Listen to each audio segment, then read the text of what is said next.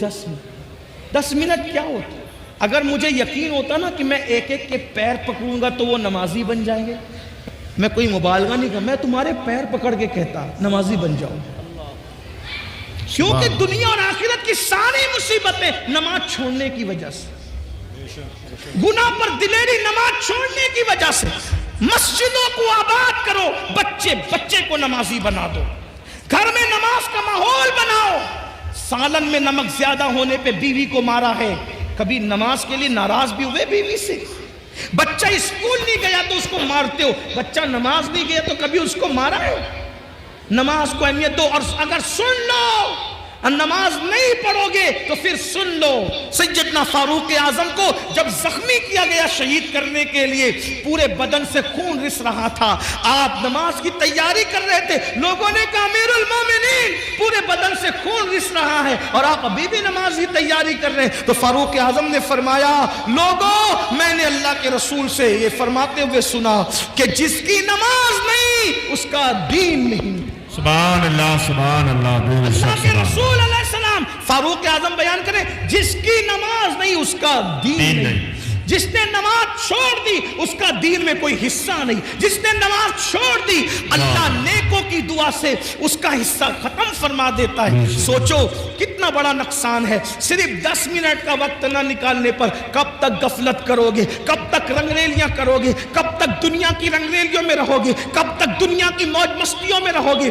آخر موت ہے، موت ایک دن روح کا رشتہ جسم سے ٹوٹ جائے گا، ایک دن روح کا رشتہ جسم سے ختم ہو جائے گا اور یہ وجود بے جان ہو کر ایک دن قبر میں اکیلا پڑا رہے گا۔ مگر یاد رکھنا میرے بھائیوں کوئی کام نہیں آئے گا، نہ ماں نہ باپ نہ بیوی نہ بچے، عمل کرو عمل۔ اللہ کے رسول علیہ السلام نے اپنے خاندان کے لوگوں سے کہا تھا اے بنو ہاشم عمل کرنا عمل، اس لیے کہ جس کو نسب نے پیچھے کر دیا، جس کو عمل نے پیچھے کر دیا اس کو نسب آگے نہیں کر سکتا۔ آقا نے فرمایا جس کو عمل نے پیچھے کر دیا اس کو نسب آگے نہیں کر سکتا۔ ایسا نہ ہو کہ لوگ عمل لائیں اور تم صرف نسب لے کر آؤ۔ اللہ بنو ہاشم نے پھر حضور کی بات پر اتنا عمل کیا کہ ہر دور میں سب سے زیادہ اگر بعمل کوئی دیکھا گیا تو نبی کا گھرانہ دیکھا گیا۔ سیدہ فاطمہ الزہرا کو دیکھو، سیدہ فاطمہ الزہرا کو دیکھو، نبی کی سگی شہزادی ہے،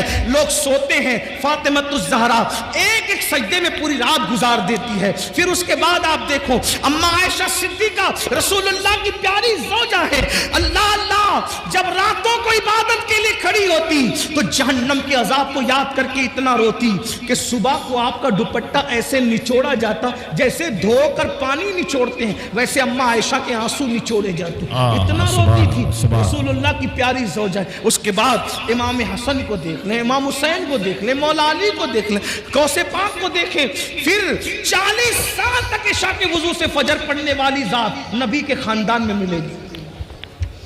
سرکار غوث اعظم 40 سال تک معمول رہا، عشاء کے وضو سے اپنے فجر کی نماز پڑھی، پوری رات عبادت کرتی۔